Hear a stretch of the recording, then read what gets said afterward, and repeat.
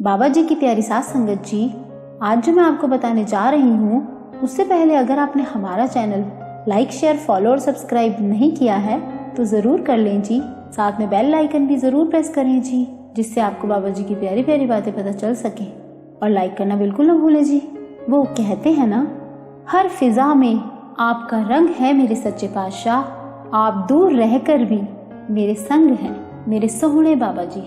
साथ संगत जी, आज जो मैं आपको बताने जा रही हूँ वो सुनकर आप ये चिंता करनी ही छोड़ दोगे कि आगे क्या होगा, क्योंकि हर कोई अपनी किस्मत साथ लिखवा कर लाता है। इसीलिए हमें किसी भी बात की चिंता नहीं करनी चाहिए। साथ संगत जी, आज जो मैं आपको बताने जा रही हूँ वो सुनकर जो लोग बहुत ज्यादा परेशान रहते हैं आगे आने वाली जिंदगी को लेकर या अपने फ्यूचर को लेकर, आज की ये बात सुनकर वो चिंता करनी ही छोड़ देंगे और उन्हें अपने सद्गुरु पर विश्वास और अटल हो जाएगा।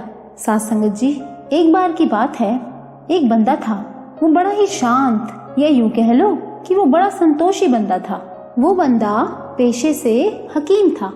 जब वो अपनी दुकान पर जाता तो अपनी पत्नी से कहता, तुम्हें कुछ भी घर का सामान चाहिए हो तो मुझे एक कागज पर लिख कर दे देना, क्योंकि बार बार एक एक चीज के लिए बोलोगी तो मेरा भी वक्त जाया होगा और सामान भी सारा नहीं आ पाएगा। कागज पर लिखा हुआ होगा तो एक ही बार में आ जाएगा। तो तुम घर का जो भी सामान चाहिए होगा उस कागज पर लिखकर वो कागज मेरी जेब में रख देना। अब उसकी पत्नी ने कहा, ठीक है जी।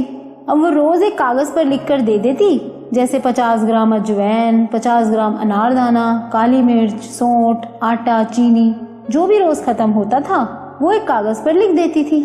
अब वो बंदा जैसे ही अपनी दुकान पर बैठता तो बैठते ही अपनी पत्नी का रखा हुआ कागज निकालता, फिर उस कागज में हर सामान के आगे उसके पैसे लिखता, जैसे अजवैन इतने की, काली मिर्च इतने की, अनारदाना इतने का, लाल मिर्च इतने की, दाल चावल आटा इतने का। इसी तरह हर सामान के आगे पैसे लिखता। अब सारे सामान के आगे पैसे लिखने के बाद वो उसका पूरा जोड़ करता, फिर जो भी टोटल आता, जैसे सारे सामान का टोटल आया 150, कभी 200 आया तो कभी 250 आया, कुछ भी आया तो वो पूरे खर्चे का टोटल लिखकर उस पर्चे को अपने टेबल के शीशे के नीचे रख देता और फिर उसके बाद अपने कंपाउंडर से कहता कि मरीज को अंदर भेजो। अब जैसे ही मरीज अंदर आता तो वो मरीजों को बड़ी अच्छी दवाई देता, लेकिन बड़े ही कम पैसों में देता। फालतू नहीं लेता था, वो जायज पैसे लेता था। अब जो उसके पास घर के राशन का पर्चा होता था तो उस पर्चे में मान लो 200 का सामान है तो वो हकीम मरीज तब तक देखता जब तक 200 रुपए की कमाई ना हो जाए। जैसे ही 200 रुपए पूरे हो जाते तो उसके बाद मरीज देखने बंद कर देता था और उसी वक्त अपने कंपाउंडर से कहता, अब और मरीज नहीं देखने, दुकान को ताला लगा दो। अब उस हकीम की दुकान के साथ एक गुरुद्वारा था। गुरुद्वारे में जाकर रब का नाम जपता और शुक्रिया करता कि हे मालिक, तेरा शुक्रिया, तूने आज का खर्चा भेज दिया। इस तरह के बंदे को क्या कहेंगे? इतना संतोषी बंदा, तो मालिक क्या उसका ध्यान नहीं रखेंगे? अब उस डॉक्टर की बेटी 21 साल की हुई तो माँ को उसकी शादी की चिंता होने लगी। अब रोज की तरह डॉक्टर की पत्नी ने पर्चा लिख कर दिया।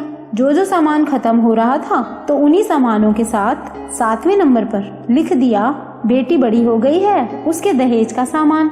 अब जब वो डॉक्टर अपनी कुर्सी पर बैठकर जेब से पर्चा निकालता है तो रोज की तरह सामान के आगे पैसे लिखता। जब 7वें नंबर के सामान में देखा तो उसमें लिखा था, बेटी बड़ी हो गई है, दहेज का सामान। तो वो डॉक्टर सोचता है, ये तो लाखों का सामान है, अब क्या करूं? ये तो धर्म संकट में पड़ गया हूँ। अब इसका मतलब लाख कमाऊं तब कुर्सी से उठूं, और ये दहेज का सामान 2-2.5 लाख का भी हो सकता है। अब सामान के आगे जहाँ हिसाब किताब लिखता है तो 7वें नंबर पर जहाँ लिखा था दहेज का सामान, वहाँ पैसे लिखने वाली जगह पर लिखता है, रब का काम रब जाने। और जो दूसरा सामान था जिसके आगे पैसे लिखे थे टोटल 150 का था, तो उस डॉक्टर ने पर्चा वही टेबल के ग्लास के नीचे रख दिया। अब उस डॉक्टर ने मरीज देखने शुरू किए। बहुत ही लिमिटेड पैसे लेता था। अब जैसे ही 150 पूरे हो गए तो वो सोचता है, 7वें नंबर पर दहेज का सामान मैं कह दूंगा कि मैंने लिख दिया पर्चे पर, रब का काम रब जाने। वहाँ मेरे सदगुरु। अब क्या हुआ, वो कुर्सी से उठने ही वाला था कि बाहर देश से कोई पति पत्नी उसकी दुकान पर पहुंच गए और बोले, डॉक्टर साहब पहचाना हमें? तो वो डॉक्टर बोला, नहीं। तो वो पति पत्नी बोले, हम 12 साल पहले आपके पास आए थे। आपका तब भी यही अंदाज था कि जैसे ही खर्चा पूरा हो जाता तो आप मरीज देखने बंद कर देते थे और दुकान बंद करके उस परमात्मा के सिमरन में जुड़ जाते थे। ऐसे ही उस दिन जब हम आपके पास आए तो हमारी बारी आने से पहले ही आपका कोटा पूरा हो गया था। तो आपने हमें कहा, मेरा आज का कोटा पूरा हो गया है, अब मैं जा रहा हूँ रब की इबादत करने। फिर जो बंदा हमें आपके पास लेकर आया था उसने आपसे बहुत रिक्वेस्ट की कि हमें आज बाहर देश वापस जाना है तो आप आज ही दवाई दे दो, इनकी बहुत मजबूरी है। तो आपने ये कहा था कि दवाई तो दे दूंगा पर पैसे नहीं लूंगा, क्योंकि आज का कोटा मेरा पूरा हो गया है। जितने पैसे चाहिए थे वो मेरे रब ने मुझे दे दिए हैं। फिर वो पति पत्नी डॉक्टर से फिर कहते हैं, हकीम जी, आपने हमसे हमारी तकलीफ पूछी थी तो हमने बताया था कि हमारे औलाद नहीं हो रही है, तो आपने 15 गोलियां दी थी और खाने का तरीका भी बता दिया था कि एक दिन छोड़कर एक गोली लेनी है। अभी 5 गोली खाई ही थी कि मेरी पत्नी गर्भवती हो गई थी और गोली खाने की जरूरत ही नहीं पड़ी और बाकी की 10 गोलियां हमने संभाल के रख दी थी। फिर 9-10 महीने बाद हमारे यहाँ बेटा हुआ। अब जब 2-3 साल बीते तो गोलियां फिर खाई। अभी 5 गोलियां ही खाई थी कि पत्नी फिर गर्भवती हो गई और 5 गोली जो बच गई थी वो हमने फिर संभाल के रख दी थी। अब की बार फिर दूसरा भी हमारा बेटा ही हुआ। फिर 2-3 साल बाद फिर 5 गोलियां रखी थी, पत्नी ने फिर वो गोलियां खाई, हमारा तीसरा भी बेटा ही हुआ। वहाँ मेरे सतगुरु। अब वो पति पत्नी बोले, हकीम जी, जो आपकी 15 गोलियां थी हमारे घर में सुख से 3 बेटे हो गए, पर आपने हमसे बिल्कुल भी पैसे नहीं लिए थे। हमारा बहुत दिल कर रहा था आपकी सेवा करने का। अब जब 12 साल पहले आए थे तो आपकी 8-9 साल की बेटी यहाँ खेल रही थी। मेरी पत्नी ने कहा, हम और कुछ तो कर नहीं पाए, 12 साल पहले आए थे तो अब आपकी बेटी 20-21 साल की तो होगी, जिसकी आपने शादी करनी होगी। वैसे तो आप पैसे लेते नहीं, इसीलिए आज हम ट्रक भरकर आपकी बेटी की शादी का दहेज लेकर आए हैं। अब ये तो आपको लेना ही पड़ेगा। वाह मेरे सद्गुरु।